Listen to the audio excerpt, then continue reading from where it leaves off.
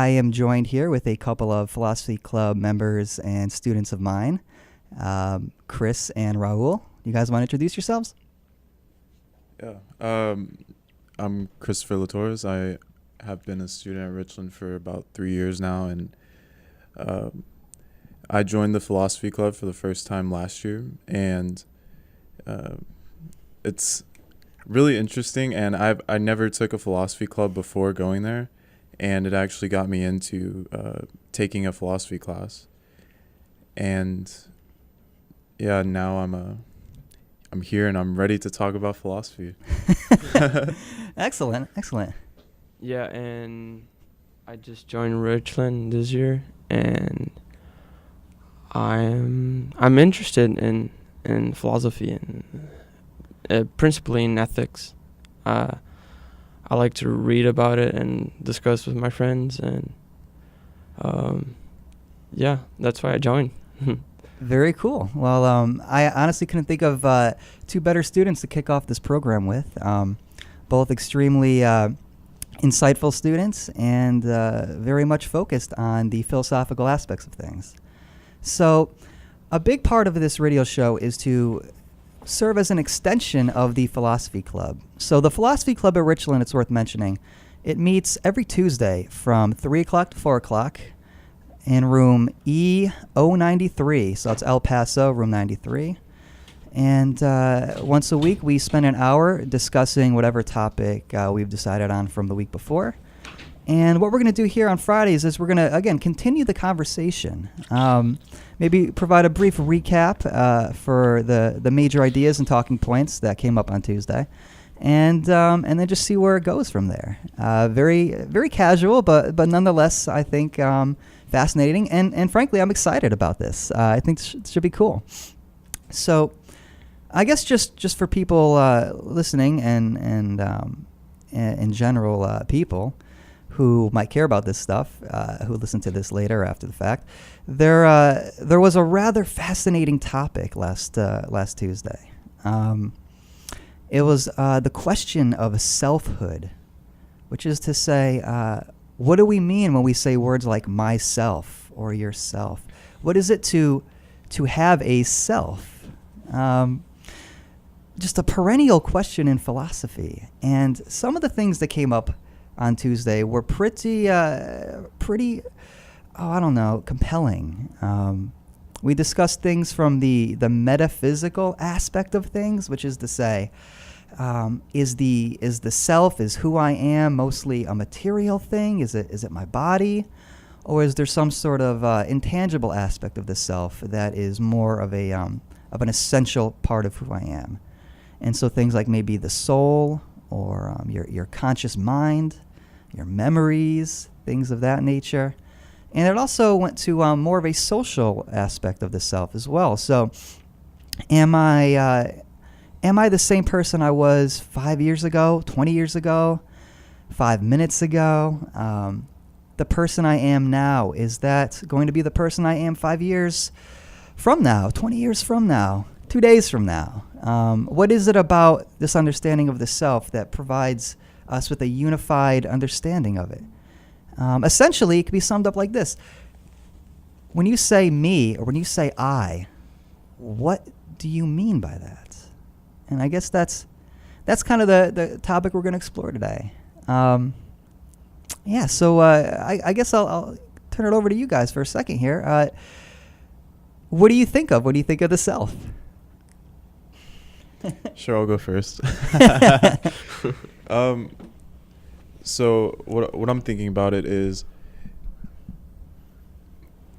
whenever people talk about the self in our day-to-day interactions, what are they basing that off of? So Yeah. So not to try to create some outlying definition, but in general, what do people mean whenever they say self?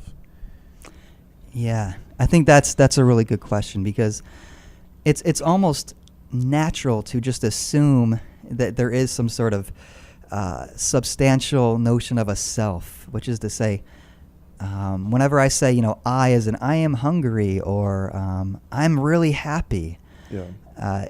everybody kind of assumes that we know what we mean there. But it's tough when you actually sit back and say, well, what is the I? I think a lot of people aren't exactly sure. They don't really have a precise understanding of things. I don't know. I think one thing that people really latch onto when they think about the notion of the self, at least on an individual level, is their name. Mm-hmm. And so when you're asked to introduce yourself, again, typically you say, "Oh, I'm Jeff Manzi," to use myself as an example there. Yeah. But it really seems like that kind of begs the question, right? So who am I? Who is Jeff Manzi? What does that mean? Well, I think for me it starts with your basic knowledge of your self property, I think. Oh, okay. For example, what your mind and what it extends from it, like your body as your principal part of yourself. Okay. And then it continues from what you transform and do with other people to yourself. Yeah, so that's interesting then. So there's something of a dual component to the self. It's on the one hand, as you said, kind of your body, your reflection, you might say, your image. When you look at, again, yourself in the mirror, the man in the mirror, what you see is who you are on some level. But I also like the emphasis on the social side of things. I mean, it's not just your body, but it's what you do with it, the actions you undertake, or refrain from undertaking. Yeah. I think it's interesting too that, like what you said, whenever you introduce yourself, what you usually go with is your name. Yeah. But also, it may or may not be telling that people list the things that they do on a regular basis. So they say, "Hi, Totally. I'm Bob. I work at this place, and I'm a on the weekends I like to go golfing." So it's if we're looking at what self means, it's on a generally that's what people will introduce themselves as. Yeah, I think that's a great point. People identify themselves as in terms of almost what they do, especially what they do routinely. Yeah. So I'm a golfer, for example, or usually if somebody's prompting you to say something about yourself, you're gonna say stuff that you like to do, that you like to get involved with. It's just this search for, I guess, identity on an individual level. Yeah, but the self is always changing as well, right? Well, how so? I mean, because, well, physically as well, we're always changing. Our atoms are constantly changing. Yeah. And I believe, I don't know exactly, but I believe you could say, like, how long does it take for all your atoms, like, completely change from, like, a biological perspective. But I also think that carries on to philosophy, that you're always doing different things, you're always changing in some ways, and like perfecting that self, right? Oh, okay, yeah. And I think, and that also came up, by the way, at the Philosophy Club meeting, which again is 3 to 4 every Tuesday in EO 93. That 7, I think it's every 7 years. I could be wrong. Every 7 years, you're I think so. On the atomic or molecular level, you completely change. So strictly speaking, physically, you are entirely different from the person you were 7 years ago. And in a sense, depending on how old you are, you've kept re-emerging with a different collection of materials every 7 years. So I think you're right. I think that there has to be something more to the self than simply the physicality. And I think it gets back to something Chris was saying too. It's kind of what we choose to identify ourselves as. And I say what rather than who, because a golfer or a teacher or a student, those are things. Those aren't individuals. Those aren't identities. They're types of things, I think. And what's more, to get at that notion of changing, yeah, it's I think this is why people have self crises or identity crises, is because the temptation is to really wrap your whole understanding of who you are into kinds of things that you do, or with relationships you have even. And then when those things change or they go away, you don't know who you are anymore. Yeah. And so the question is, what is that self that is asking the question, who am I? Does that make any sense? Like, oh, Yeah. it's tough. I have something to add to the physical part of the self. Oh, yeah. Something that's interesting in this year is you even identifying as a gender has changed. Nice. So it's becoming, some people will say, will claim if it's, have their own opinion on it, but it's a thing now that people are changing their gender, which is a big identifying part of yourself. Yeah, absolutely. I mean, you could even argue that's the biggest one. For at least a long time it was. And yeah, that brings up a really interesting point, because when you ask, well, depending on who you ask, I suppose, but in my experiences, friends of mine who have are in transition and whatnot, they will say that they're transitioning because they're trying to be who they really are. And who they really are isn't what they see when they look in the mirror, at least not yet. And so that is a question of selfhood, of self-identity, and forming and reforming one's identity. The thing about that is, though, you're still considering yourself in terms of this gender, either male or female kind of thing. And so what I think is so fascinating about these recent updates, so to speak, is that those polarities, man, woman, etc., they're kind of breaking down. They're becoming more fluid, less boundaries. And I think that's very telling, and it could have a drastic effect moving forward on just how we identify identity. Yeah. And to a lesser extent, you can even look at, other changes that I guess have been around for a while. Like, I think nowadays, especially with the job market in America and stuff like that, people are switching careers. They're changing careers. They're going back to school and stuff. Yeah, exactly. They're going back to school. They're trying to, again, carve out a new niche for themselves. For a very long time, one's career was a huge identifier in how one understood oneself and others. There's that whole distinction between a career and a job. A job is what I do to make money. A career is what I do, is who I am. Mm-hmm. You claim your pensions, and at the end of your years working, you get the retirement saved up. And this was, hi, I'm Bob. I've worked at this company my whole life. Yeah, exactly. And that is and that is how you saw yourself. I'm a darn good employee, or I know I feel most, here's something you hear a lot, I feel most like myself when I'm doing X or when I'm doing Y. And so that's so what is that self that you're feeling when you're doing these things? What is it about certain activities that bring the you out of you? Just fascinating questions. I mean, let me ask you guys, do you have any particular activities that you really feel the most like yourself when you're doing? Or even inversely, do you find yourself doing certain things, certain activities, maybe chores or something like that, where you're just like, this isn't me. I can't do this. Have you ever had that experience, one way or the other? Kind of, I think. For example, I don't know, but when I'm in my calculus class, I just smile. Shout out calculus. Yeah, like, I don't know. Because it's also one of the things why I'm interested in philosophy, because I think they relate somehow into, like,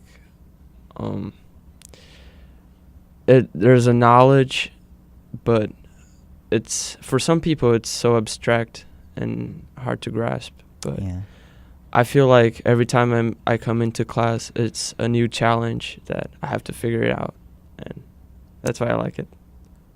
That's good. I mean, I wish you were smiling more in philosophy class as opposed to calculus, but I see him smiling a lot. It's just he tries to hide it, but I see it. I do the same thing. I do see you smiling, Chris. Yeah. You seem like you're enjoying yourself in class. And good. That's the goal. But again, by comparison, there are students who I've yet to see smile. I don't even know if they have teeth because maybe they're just not enjoying themselves. And that's cool, and to each his own in that way. But I guess that's precisely what we're wondering here is there are certain things that appeal to us in such a way where we feel the most authentic, the most genuine when we're doing things, and vice versa. There are times when it's just like I can't. This isn't what I was born to do, sort of thing. For me, I think the hardest like self decision was probably when I had to choose a major. Oh yeah. Because for me, I didn't have any of those like career classes that I could choose in my high school. That you could have like a preview or introduction to some field that like health or engineering or stuff like that. Yeah. So I mean, well, I do have a question about that because I was for a little while I tutored in the Irving school district, and I tutored at a particular high school where you had to declare like a major going into high school. Really? Yeah, which it absolutely blew That's my hard. mind. Yeah. So as an 8th grader, you're expected to know what your career path is. Exactly. Yeah, you're expected to, and in that sense, it's implied that you're supposed to know yourself that well. Yeah. I still have trouble wrapping my head around. I mean, I guess there are certain advantages because there are some 8th graders who for know that. people who like have an idea of what they want, it's very helpful. Yeah. Because if you know your field, then you're ahead of people like from the start. But if you don't know, it just messes up with your head, I think. I think so. For example, because if you're undecided, you have to take like a health class and then an engineering class and then psychology and then like to try all these fields, Yeah, and you get a sense of discovery. Yeah. You discover, hey, I really like this, and in a sense, you're discovering something about yourself. Yeah, it's just. I mean, look. Speaking personally, I graduated with a degree in philosophy.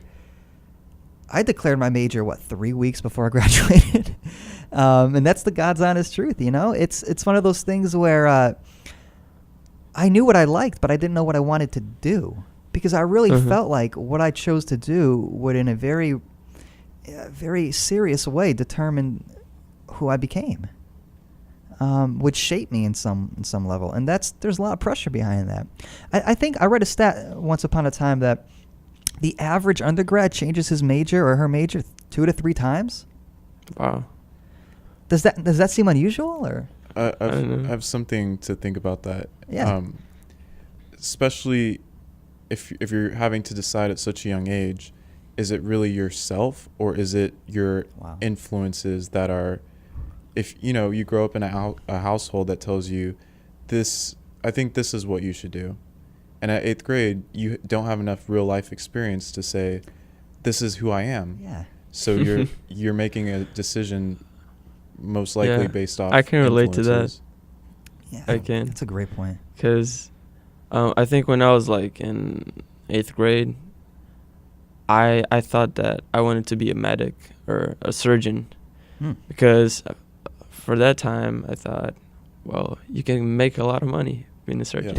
Yeah. But as I grew, I thought, well, maybe I don't like cutting people, and I don't like seeing blood all over, Important things to consider. But so what influenced me a lot was my brother and my father, because they're both electrical engineers right now. So, and as I was saying, in school, I didn't have like career classes I could pick, and it was just like math, biology, and all the way through senior year. So what I did was I tried to look at the subject I liked the most, and it was math. So I just went with it. I'm liking it so far. Good. Is that your major? That Yeah. Oh, interesting. Yeah, and again, I think Chris, I think that's a good point because look, you're still forming who you are. I think most of us, at least I could certainly speak to that at that age. In fact, it's almost at the point where that's when you first begin to realize, hey, it's gonna be my life here, and I gotta figure things out for me on some level. Gosh, I went to high school with a kid who he was really into film. He's like a film buff, and we were applying to colleges and things of that nature. And he ended up getting into a college called Stonehill College out in New England. I'm from New England, and they were one of the few schools that he was looking at that had a film program. Mm-hmm. But he felt a lot of pressure from his family to actually, ironically enough, become a doctor, become a surgeon, because, his dad was a surgeon, his grandpa was a surgeon, and you know how that goes. Yeah. And he was really having this serious internal dilemma here between, what should I do? I mean, I'm not so sure what to do, and he was trying to figure it out for himself. And ultimately, he decided to declare a major in pre-med. Really? Yeah.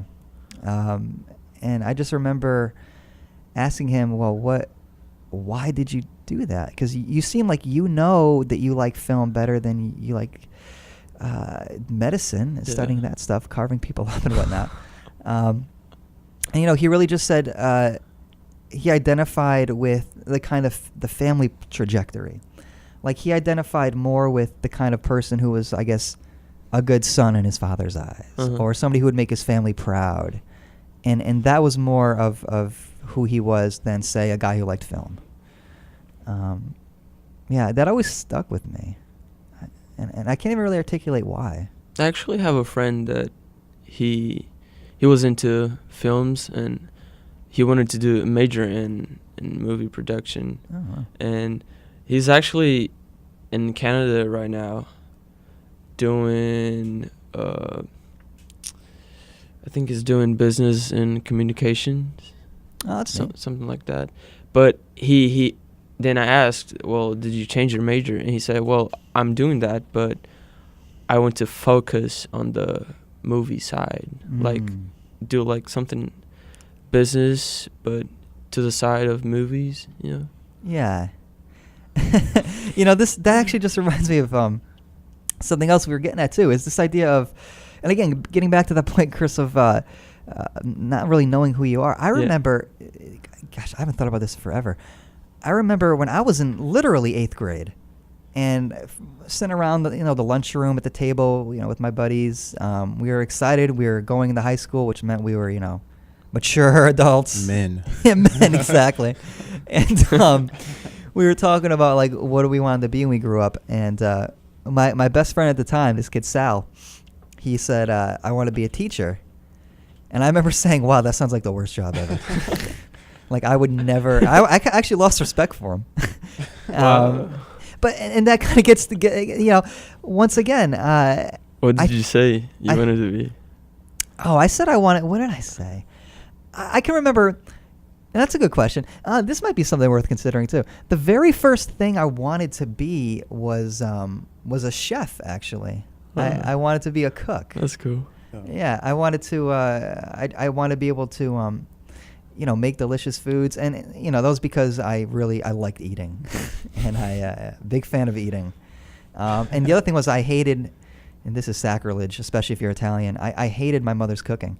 Wow. And I wanted to get to the point where that's changed now. Mom, if you're listening, I made that up. That's changed now, but I wanted to be able to make what I wanted to eat when I wanted to eat it. Yeah. So I think that's what I said. I can't remember. What do you like cooking the most? Italian food. I have I have recipes from my grandma Polceria, called the Grandma Pearl. My grandfather Nunzio, they have recipes, sauces and meatballs in particular. Mm-hmm. I don't eat meat except for fish these days, but there's a very secret meatball recipe that was passed down to me, and I'll just reveal it right now. The Manzi recipe. The Manzi ball recipe, yeah. It's the secret ingredient in good meatballs is actually whole milk. When you're mixing everything together, pour a little bit of whole milk in there. What if you don't eat dairy? Oh, geez. Well, then you're out of luck. Yeah, that sucks. Yeah, you're going to be stuck with pretty Almond paltry milk. meatballs. My Almond milk. Yes. Yeah, that came up in class recently. How I complained that I'm using almond milk for my coffee, and I think it expired about a month ago, but I don't understand how almonds expire. Anyways, Yeah. but yeah. My brother makes good tiramisu. Oh, If you wanted to try someday, I would love it's to try some. very good. I'm a huge tiramisu guy. Matter of fact, I went back to New England last weekend for a surprise 50th birthday for my aunt, and my family has this bakery they go to for such occasions, where they make a cannoli cake. So if you know what a cannoli is, they make just one giant cannoli where they stuff it with ragots and things like that, and there's the shell. And it's the only time my family's completely quiet is when we're all eating, and that's our favorite pastime. That means the food is good. Yeah. Exactly. Yeah. Or not always. Sometimes we just like to eat. But yeah, so getting back to our earlier discussion there, it's I mean right there, it almost comes up in any conversation, aspects of who Yeah. you are. I wanted to ask you guys this too, and this didn't come up at all in the philosophy club meeting earlier, and I'd meant to bring it up, but conversation was good, so we didn't get around to it. Yeah. Self-deception, and especially this attempt to project, maybe deception's too strong of a term, but this attempt to present yourself in such a way where you're hoping that other people get a certain idea of who you are. Yeah. I guess I get that. Yeah, what do you guys make of that? I mean, for example, it's happening to me when like choosing like universities. oh yeah, sure. Because the personal statement. Because some colleges have like stereotypes, and when you ask people, like random people, about those places, they say, "Oh, this place, it's like full of blah blah blah." Yeah. And you're like, "Well, I don't want to be like known to be like that." You know? Yes. And that kind of I don't know, kind of sucks. Well, yeah, and that's funny because sometimes if you just want to get into the school, you'll play up that side of you. And so, I mean, in a lot of college applications, they require, and graduate school applications as well for that matter, they require you to write what's called a personal statement. Yeah. And nobody really seems to know exactly what that is. But, as the title indicates, you're supposed to tell them something about yourself. There's that word again. Have you guys ever had to do something like that, write a personal statement or some sort of, even a little biography, a little on your Facebook profile? When you're doing that, you have to pick and choose what you want to reveal. And that process I find to be really, really fascinating. Maybe that's Yeah. go for it. What I find interesting is how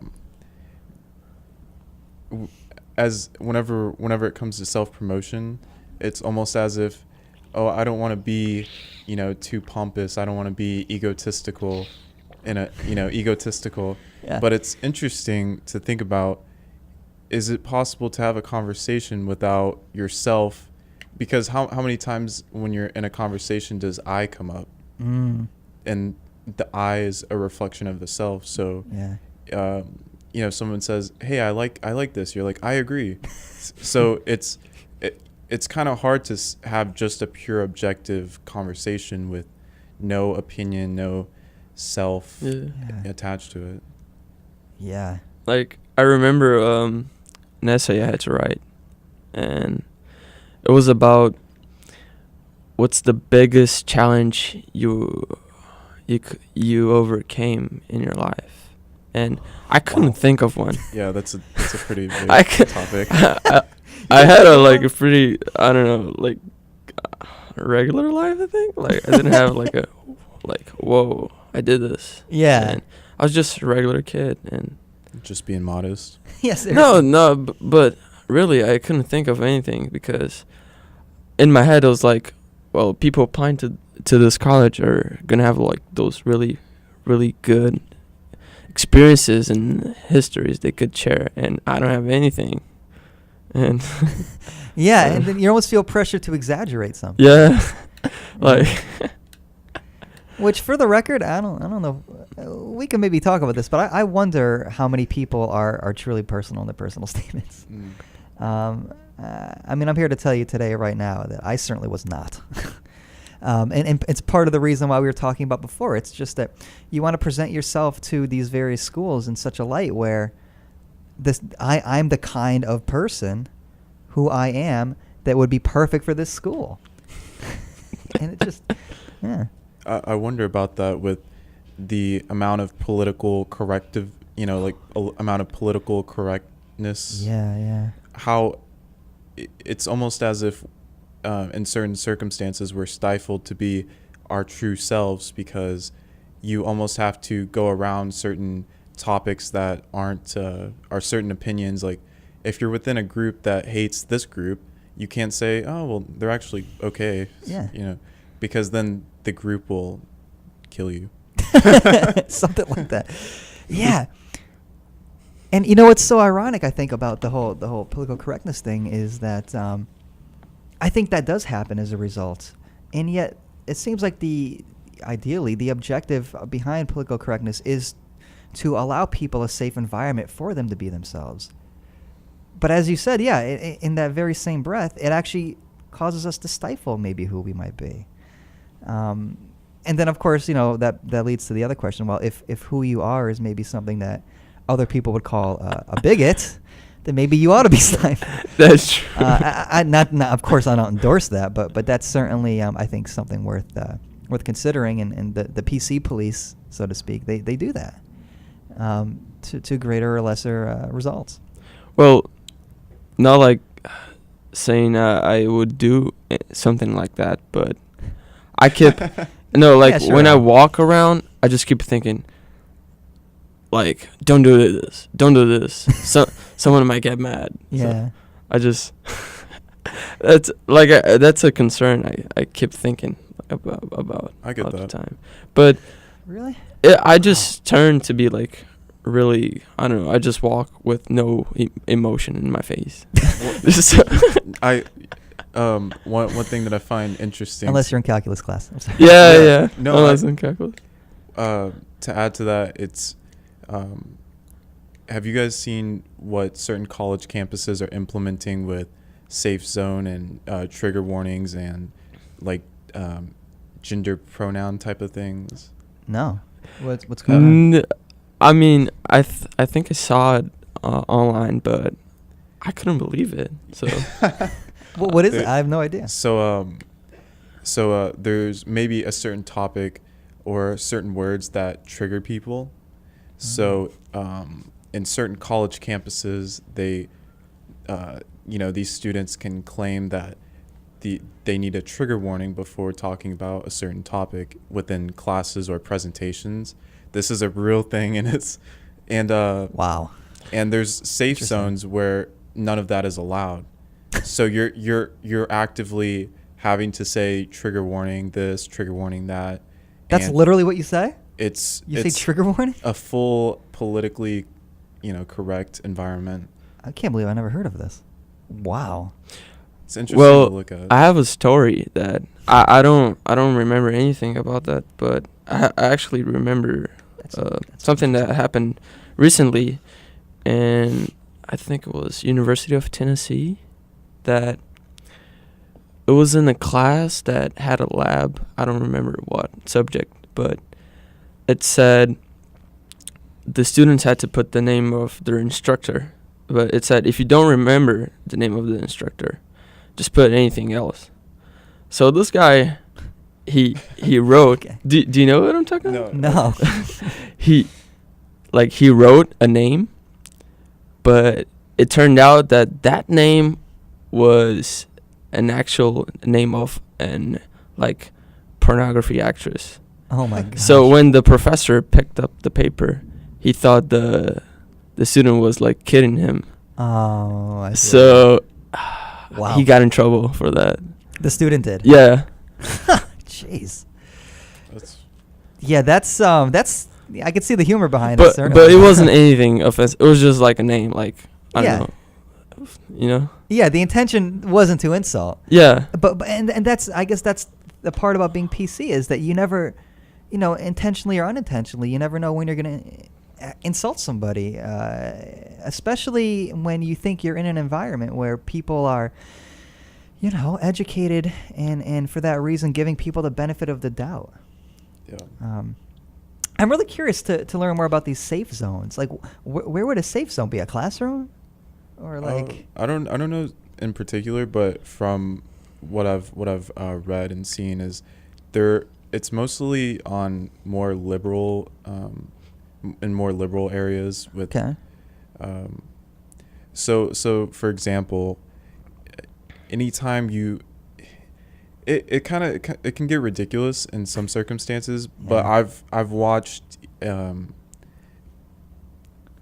presentations, and so during these presentations, someone will actively stand up and say that they're triggered, or say Interesting. and there'll be an intermediate Intermediate between the discussion, and they'll have to say, well, that might be triggering to some people, and so it's kind of it's getting to like a parody of I don't know, It does seem right for parody. in my opinion. Yeah.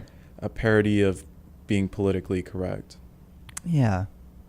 I think, that's an interesting. That could be a future philosophy club topic. In fact, philosophy club, which meets, by the way, from 3 to 4 every Tuesday in EO 93. Good plug. Thanks. I'm Professor Manzi. I'm the faculty sponsor thereof. Yeah, it's because look, I do like the idea of being sensitive towards people, and that I like that. I think that's very noble. So it says that he got sexual harassment for his punishment. Interesting. Like, wow. I wonder. Yeah, I'll have to look that up in greater detail. That's intriguing. It hurt the teacher's sense of self. Oh yeah, that's right. That was the topic, wasn't it? Sense of self. Yeah, and one last thing about PC, because I do find this topic interesting. It certainly has its place, but I wonder if there are times when it doesn't have its place. And you brought up parody. I wonder if PC kills comedy in some way. I think kind of does, but it also brings fuel for comedy to pick on PC. Yeah, no, that's a good point. Have you seen Atlanta, the TV show? Oh no, with Donald Glover. Yes. No, I haven't seen it. I saw previous. Oh, it's so good. In the last episode, I just cried off laughing. Is it a comedy? It is. I thought it was like a drama or something. No, it is a comedy. Oh, but okay. Of the point of view of Donald Glover, Oh yeah, like yeah. not himself, but his character. And Okay. it's pretty good. I'm enjoying it. And so this episode, if you don't know what about it is, I don't want to spoil it to you, but Spoiler alert. so there's this rapper named Paperboy, and he's one of the characters in the series. Shout out Atlanta. Yeah, and can we talk about it? Yeah, no, let's go for it. Let's go for it. Why not? Right.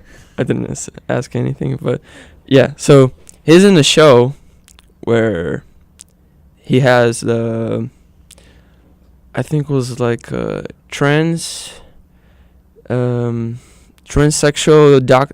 doctor that she made a lot of research about transsexuality and talks about the prejudices and stuff. So the interviewer is going through his lyrics that, they're homophobic, they're transphobic. Yeah. And so they start discussing, and it gets heated up, right? Yeah.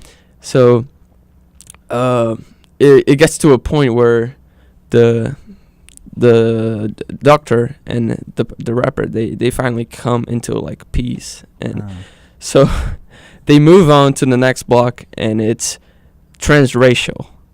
So I'm like, what, transracial? So and it shows a guy that you don't know what's about him, but they say,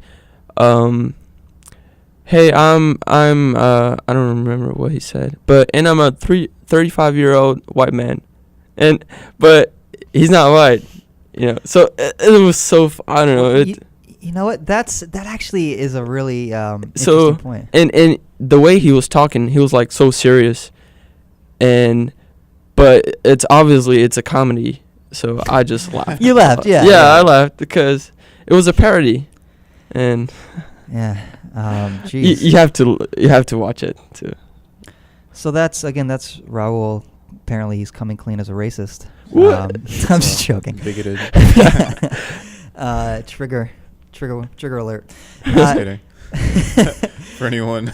Yeah, obviously. Joking. And calculus like teachers. no, and it's interesting because like to make the joke, he actually used some of the like white stereotypes, but it was really funny, and they made it so good.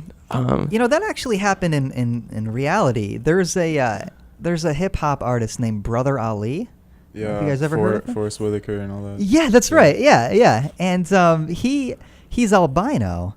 Oh really? Yeah, but he would constantly refer to himself as African American. But he's actually not. And so people kind of called him to task on that eventually. And his response is rather interesting. This pertains back to the original topic, which I barely remember what it was. He said that it was more along the lines of how you think, which is to say your skin color doesn't necessarily necessitate your ethnic background. That it's actually more along the lines of the kind of sensibility you inhabit. So he inhabited, in his mind, a very, what you might call an African sensibility. But was he like, because some albinos are, you can tell they're African related. No, he was Caucasian. Oh, okay. Yeah, if he were to answer a census question, for example. Because I don't know him. But. And so I think that's interesting because, again, it gets back to this idea of how do you identify yourself. And what's more, and this did come up in the club, how free are you to create yourself versus how much of yourself is predetermined? Yeah. I have kind of a crazy, a little bit of a crazy theory? Story to share. Yeah, please. Oh yeah. I mean, this is so there was a point a few years back where I really wasn't satisfied with myself, and I take things to extreme a little bit. So this isn't. I do not solicit this as advice. I don't condone any of this, but I looked for ways to recreate myself. So I looked a lot into psychology. Like I looked back and like all the way back to childhood and thought what would lead up to this from my childhood and how did that affect me. And then I tried to look into, can you change these things that are about you? And tried to find out what yourself is. And I did some, experimental things to find out that. And I eventually came to a point where I had an experience where there's no way of measuring this necessarily, but I would call it ego death. Huh. And for a long period after that, I didn't feel myself at all, and I basically everything was new to me. So it was I didn't really carry around the judgments. Like I didn't know what my opinions were on things anymore. Wow. Now that sounds eye-opening. It was very scary, and I'm still rebuilding myself. Don't recommend it. Yeah. I mean, first of all, I applaud you for even wanting to investigate that kind of thing. I think it's very. I think more people should attempt to understand. Trace the path back to the point of departure. Where did I come from, and how does that affect me, and is that stuff malleable, changeable? Yeah, that ego death. That's a fascinating way to put it. I think in a lot of sort of meditative circles. Exactly. They attempt to destroy the ego in that way because they believe that the ego is an illusion.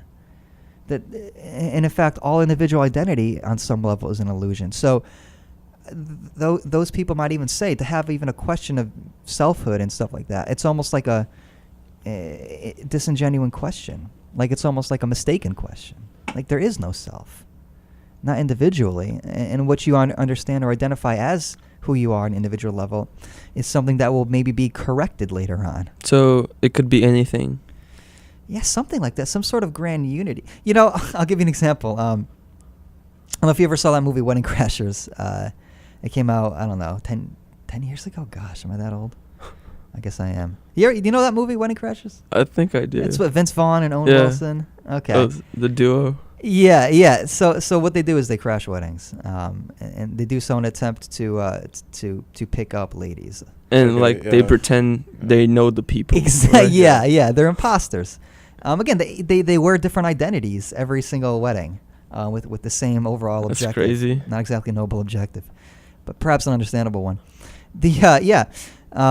And there's a certain point where Vince Vaughn's character, I can't remember the character's name, he's trying to woo a potential lady. And he's trying to sound really deep, and he quotes this philosopher named Arthur Schopenhauer. And Schopenhauer, for those who are unfamiliar, very controversial and very interesting thinker in history philosophy. Just as a quick sidebar before I get back into the movie narrative, Schopenhauer argues that all reality is an illusion, and that the closest we could come to getting at real reality is through music, and that everything else is more or less anything that individuates, which is to say defines and divides, separates me from this microphone and this microphone from the wires, what have you. It's all an illusion, and in reality we're all connected. Like the Matrix. Something along those lines. Yeah, I think so. It's not I entirely think inappropriate. Elon Musk would agree with him. and so he says, in his attempt to woo this lady, he says, she says something along the lines of like, I can't do this. I can't be with you. I don't even know you. And he says, no, there is no you and me. According to Mr. Schopenhauer, I am the same as this grain of sand, and you are the same as me. Smooth. Yeah, and it works. It works. But actually, Wow. I can't. I don't know if we'll ever see Schopenhauer dropped in a major motion picture ever again. Yeah. But shout out Wedding Crashers. Shout out Vince Vaughn. Shout out Schopenhauer. The point is that there was a man who was considering Schopenhauer. That is considering where we come from in terms of our individual identity, and he concluded that again, identity is not something that is quote unquote real. I don't know. It's definitely compelling. But I want to get back to what you're talking about as well, Chris, with that ego death thing, in a different way. I think something worth considering is this notion of this is going to sound kind of paradoxical, an ego, or even oxymoronic, like an egoless ego, which is to say, and this is something that certain existentialists argue, Jean-Paul Sartre, for example, and I made a point of referencing this in the Philosophy Club on Tuesday.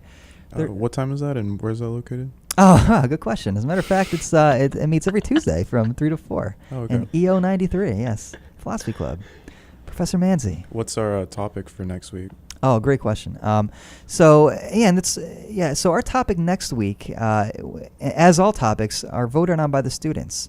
So if you come to a meeting and there's something you want to talk about, you want the club to discuss, as a club, you propose it at the meeting, and then we either take a little vote, or usually people are really happy to meet your expectations and say, hey, if you expect to talk about that, let's do it.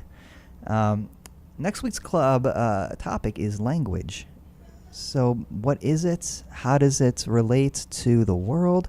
And I really see the connection already in my mind between language and this current topic, the topic of the self.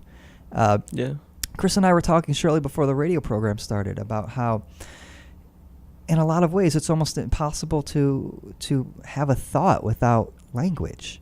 And that includes thoughts about oneself. And especially when you're trying to kind of unravel the narrative of one's identity, as you were attempting to do there. This idea of I am the story I tell myself, right? So I identify myself in terms of yeah, again, a story, some sort of narrative identity, where I was once this, and then I almost like in a biographical sense. I was once this, and then I brought myself to to here. You okay there? Yeah. And without recourse to language, the medium through which I can tell my story to myself and the story I share with others, I can't know who I am. I can't know anything, perhaps. So if you find these kinds of questions or considerations intriguing, I really encourage you to show up to the next Philosophy Club meeting, which again is at EO 93 from 3 to 4 on Tuesdays. Yeah. Very fun. Yeah.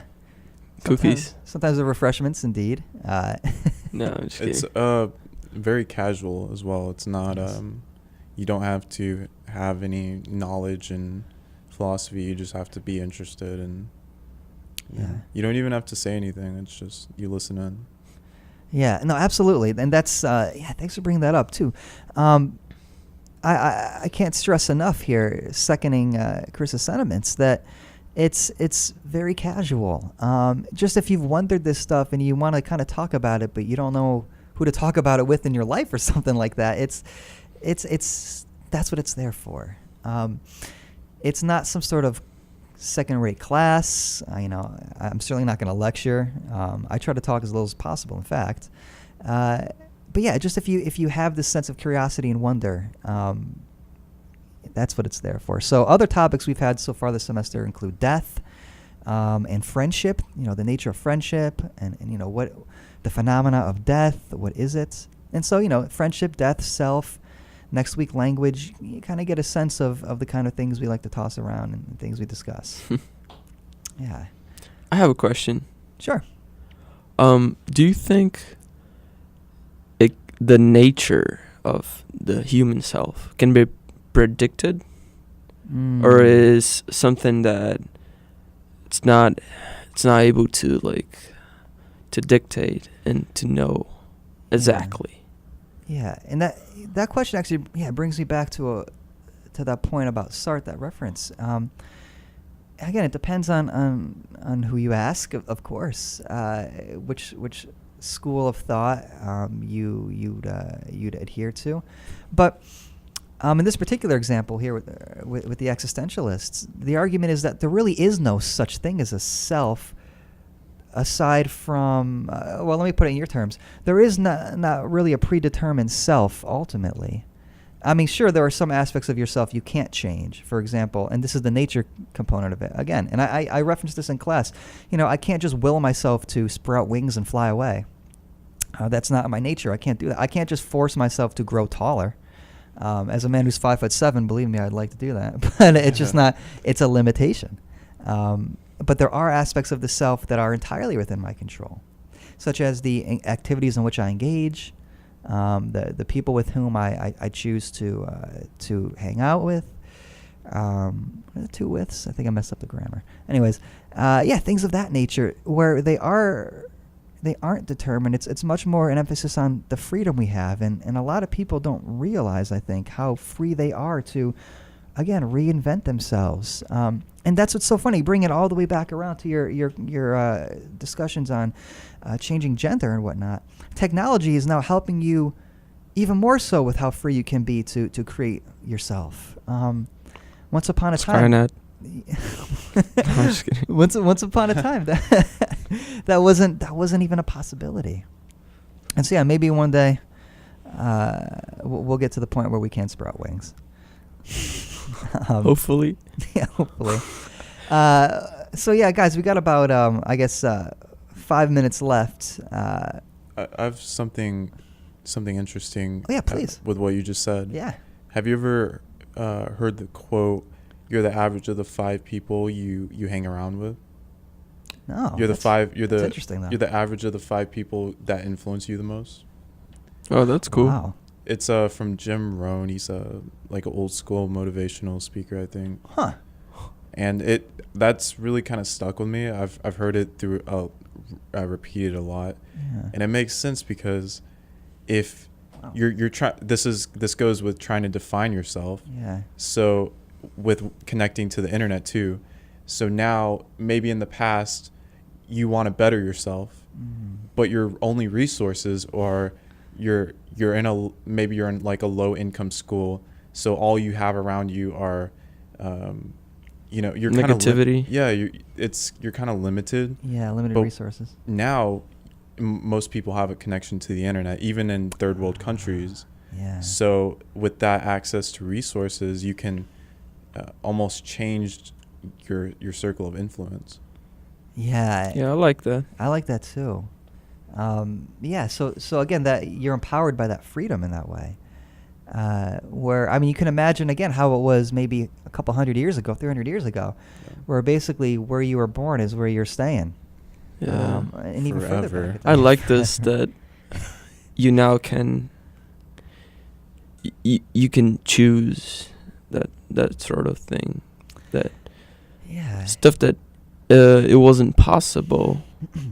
I mean, it wasn't impossible, but now it's more accessible. Yeah, I like that as well. I think it's a very good thing for us. Yeah. So, just building upon that, I like that one is free to, to varying extents. Of course, it depends on the individual. Free to branch out in that way, especially when one is cognizant of the fact that one's surrounding environments, the company one keeps, birds of a feather, all that nature, are very much a part of who you are individually. Of course, determine who you are. Again, that's where that freedom aspect comes in. But one would be off the mark to not at least include those as a major influencing factor in how one sees oneself. I mean, if you've ever, and this came up in the original friendship discussion, if you've ever found yourself thinking, I don't relate to this friend of mine anymore. That says more about... That's kind of sad. Well, not necessarily. Yeah, not necessarily, it's but it's a almost- transition, right? Yeah. But when you're a kid, it kind of is. When you're like having to find, for example, I kind of have a problem that when I got to high school, I got like 3 friends that were related to me, like in a very good level. Yeah. But and I'm here and I'm thinking, well, I don't see them anymore because they're far away from me. But so I'm thinking, when will I find these people? That it's kind of hard. Well, you don't even know if they're the same people. Yeah. I mean, that's another thing is how... No, like right here. Find replacement. Because I see. Yeah, no, like I still talk to them, Okay. but I don't see them every day. Yeah. You know? Or more people. Yeah, when you have like your group of friends here. Yeah. Yeah. Well, a good place to find friends like that would be at the philosophy club. Every Tuesday from 3 to 4. Come make a friend, a like-minded individual. EO93. What topics will we be discussing next week? Oh, gosh. What topic? Yeah, so language. Again, how it is that words determine thought on some level, or do they determine thought, or are they a result of thought, or are words and thought one and the same? Language is thought incarnate. That's a good introduction. Yes, we'll be exploring the poetic aspects of language, as well as the notion that language is some sort of organism in some way. Yeah, where it grows. It's a living organism. Yeah, it grows, and again, this is why you have Webster's Dictionary version 97, is because things change, the words change, the lexicon. Well, I guess we've got 1 minute left here on our hour program. Peace out. For this philosophy club, I'm not a philosophy major, but I am kind of intrigued. Is that a requirement, or? I'm glad you asked that, Chris. No, in fact, there are no requirements if you want to attend the philosophy club, other than a willingness to entertain ideas. And again, you don't have to be a vocal participant to come. You can simply kick back and just listen to the conversation and digest it later as food for thought. You don't even have to be taking a philosophy class. You can not even have any idea what philosophy is, but maybe you've thought about things like language or death or identity, and you're curious to hear what other people have to say about it. You qualify as a welcome member. And again, to be a member of the club, all you have to do is attend just somewhat regularly. You could show up late, you could leave early. It's very casual. And yeah, come one, come all. I always leave early. Yeah, Roa leaves early, never with a smile on his face. Not until calculus class. yeah, he's smiling because he's going to calculus class. No, it's because it blows my mind every time. Every time I was like, oh my God, you can do this, to calculate things. I can, I went to a college where I never had to take a math class to get my degree. And so I actually picked it for that well, not that reason exclusively, but that was certainly a reason. So I wish I had that kind of enthusiasm. Personal statement, I don't like math. But for what? That's a good question. Is it? Yeah, I suppose. All right, well, guys, I guess we do have to wrap up here. And again, once again, you are listening to KDOX Web Radio, broadcast live from Richland College in Dallas, Texas, and we are the voice of Richland College. And it's also worth stating that the views expressed on this show are our own, unless otherwise stated, and they do not reflect the opinion of KDUX Web Radio, Richland College, or the DCCCD. Thank you very much for listening, and I wish you guys a pleasant weekend. And take care.